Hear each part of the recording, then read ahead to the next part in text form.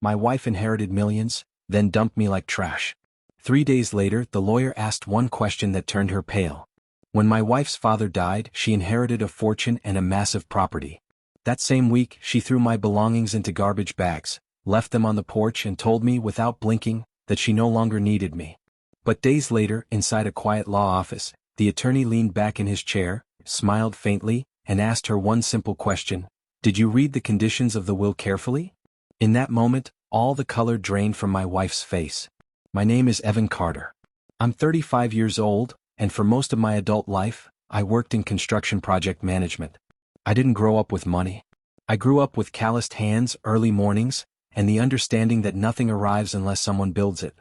I started in construction at 19, framing walls, hauling beams, mixing concrete until my shoulders burned. Over time, I moved into planning, budgeting, site coordination. It wasn't glamorous, but it was honest. The kind of work that turns empty land into something solid. My wife, Claire, never understood that. We met 8 years earlier at a backyard party. She described herself as finding her direction. That phase never ended. Claire woke up close to noon. She spent hours scrolling through her phone, then migrated to the couch where reality shows played nonstop. Her most strenuous daily activity was walking to the kitchen to complain that I'd bought the wrong brand of yogurt. It was always the wrong brand. I left the house at 6 a.m. She was asleep. I came home at 6 p.m. She was in the same spot, same pajamas, same empty stare. "How was your day?" I'd ask. "Exhausting," she'd say. Exhausting meant watching TV, browsing social media, and, if she felt productive, starting the dishwasher I had already loaded.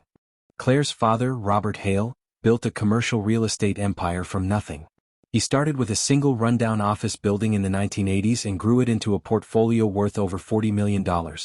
He believed in discipline, in patience, in investing where others saw decay. Claire grew up in a mansion on a hill. Private schools. European summers.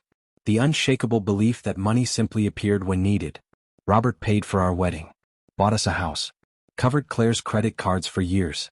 Every time I tried to refuse his help, he'd say, "Family takes care of family." Eventually, I realized he meant me, not her. When Robert's health declined, early dementia, arthritis, heart issues, Claire distanced herself. "It's too stressful," she said. "I can't watch him deteriorate." So I stepped in. I spent weekends at Robert's house, organizing paperwork, cooking real meals, making sure he didn't live on frozen food. He'd sit in his study while I cooked, telling stories about deals he almost didn't make. "I bought my first building because no one else wanted it," he told me once. "That's where real opportunities hide." One afternoon, his voice dropped. "I gave my daughter too much," he admitted. "I thought I was helping. I only taught her she'd never have to try." He looked at me and said something I'll never forget: "You're the kind of man who survives when everything else collapses." I thought it was just an old man reflecting. I was wrong. Robert passed away quietly one Tuesday morning. When I called Claire, she said, "Oh, okay."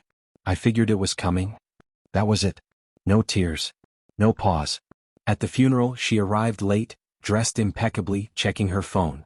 I gave the eulogy. Days later, the will was read. Charities received millions. Then the rest, everything went to Claire. She didn't react. That night, she celebrated. Expensive wine. Takeout she barely touched.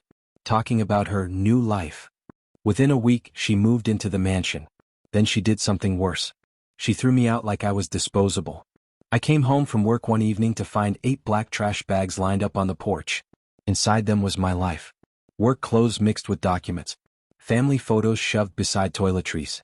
My work boots sticking out like refuse. I called her. "Oh, right," she said casually.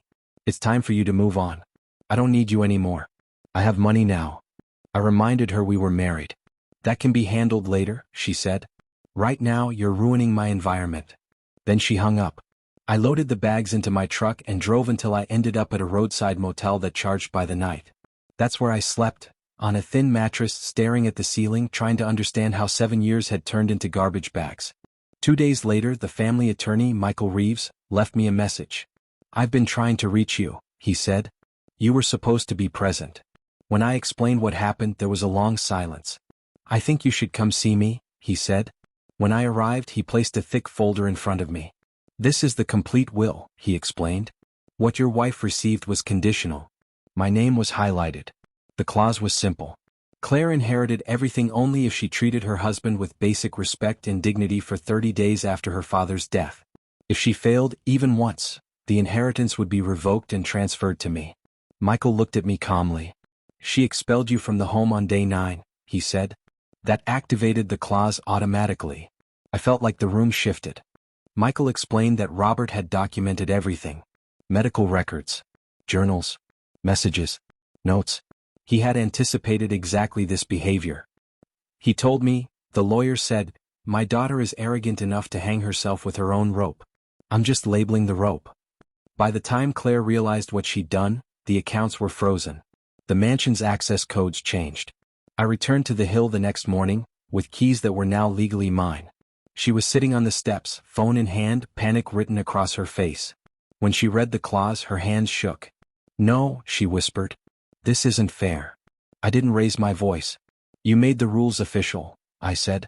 You just didn't last long enough to benefit from them. She lost everything. She tried to fight it.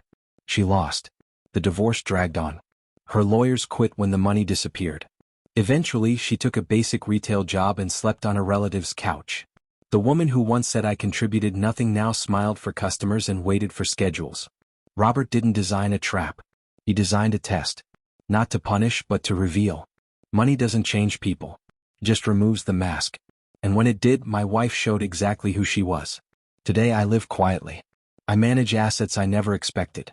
I invest in projects that honor the man who believed character mattered more than blood. I didn't win a fortune. I survived a lie. And sometimes that's worth far more.